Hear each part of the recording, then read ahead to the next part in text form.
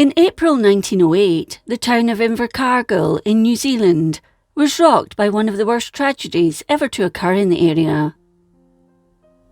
In 1907, James Reed Baxter moved his wife Elizabeth and their 4 children to Invercargill, where he set up a florist, nursery and seed merchants. His small business began to take shape, but some of his customers found that he was sometimes distracted and strange, but there was no suggestion of mental illness. The family lived on Crinan Street, and in 1908, baby John was born to join Phyllis, Basil, Roy and Ronald. Baxter had been born in Banff Boroughs in Scotland in 1864, and while he worked as a seed merchant, met Elizabeth Markham in England. The couple married in 1894, and following the births of their first 3 children, decided to emigrate to New Zealand, where a further 2 were born. At the time of the incident, Baxter had just recovered from a bout of influenza, but it seems on 7th April all was well with the family. They had gone about their daily business as usual, and in the evening had gone to bed at their usual time. Nothing seemed amiss. All was quiet through the night.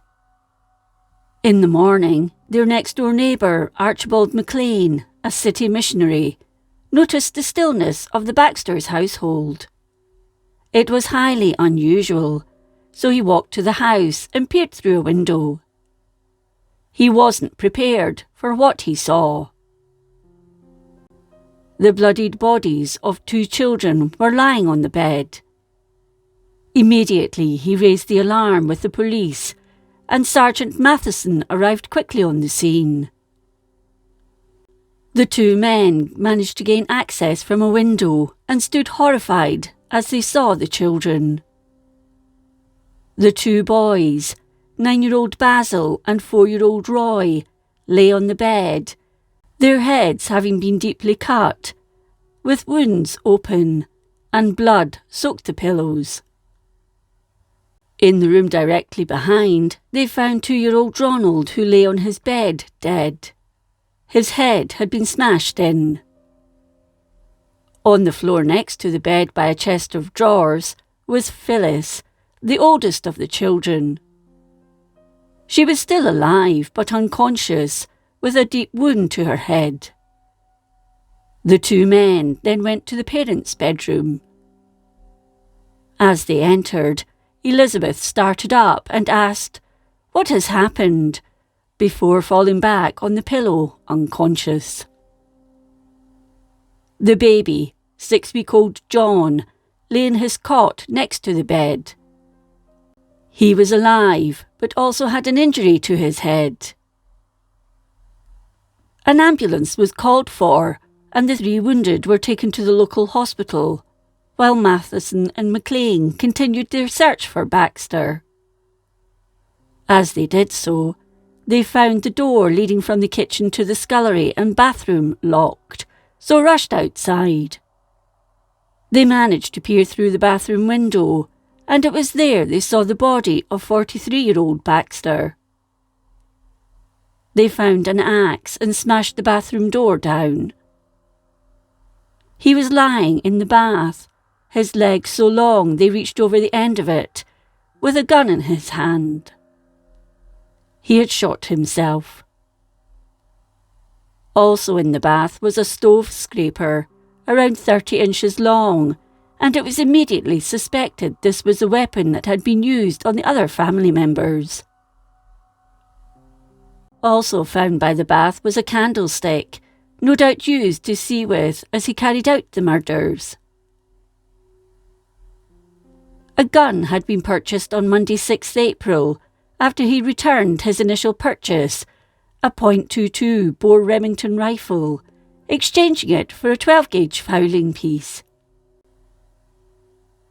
The police only knew the attacks had happened over the Monday night into the Tuesday morning, but Baxter's watch had stopped at 2:50 a.m. An inquest into the deaths was opened at 4 o'clock on the afternoon of the discovery, before William Anderson Stout, Justice of the Peace, and a jury. The jury were taken to the house to see the bodies in situ. Sergeant Matheson conducted the inquiry and said the only evidence that could be given at this stage was the identification of the bodies by McLean. He hoped Elizabeth Baxter would recover enough to give more information about the incident, but meantime he asked for an adjournment.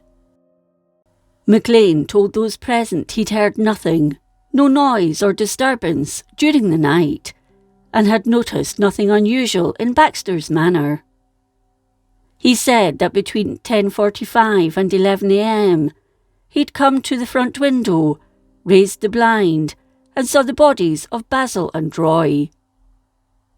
He'd then raced to the South Invercargill police station and telephoned the police, who arrived within 10 minutes, followed by Dr. Ewart and an ambulance immediately afterwards.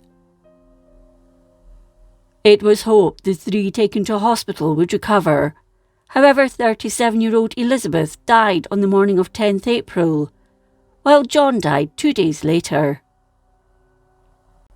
11-year-old Phyllis regained consciousness on the 11th of April, but couldn't tell investigators what had happened. She was paralysed down one side and succumbed to her injuries on 22nd April. The inquest concerning the bodies found at the house concluded on the evening of 13th April. McLean continued his evidence, stating Baxter seemed very happy with family life, but he did say he'd been ill the previous month. Dr. Ewart described the wounds.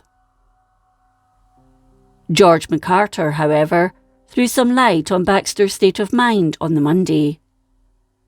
MacArthur had worked for him in the shop and nursery, but that day he was very pale and quiet, and appeared to be in a weak state. On the Tuesday at 8 o'clock in the evening, he'd gone round to Baxter's house for instructions, but had seen Mrs. Baxter, who'd taken a message to her husband, then came back with a reply. She said Baxter's head was bad. Margaret McRobbie told the inquest she'd nursed Mrs. Baxter through a recent illness, and said Baxter was kind to his family, but for around a fortnight before she left the house, he had been complaining of pain in his head. She thought he was far from sane, as he would lie in bed all day, but if he did go out, when he came back, he was straight back to bed. During this fortnight, she said he seemed miserable and ate very little. One night he'd taken a bottle of laudanum from her room, and when she asked for him to return it, he said the bottle had broken. The jury concluded Baxter had taken his own life while suffering from impulsive insanity, and that he'd murdered his other victims while he was suffering. The police were commended for their handling of the situation. The family were buried together at Invercargill Eastern Cemetery in an unmarked grave, with no funeral, although a plaque was placed at the site in 2022, so this family tragedy will not be forgotten.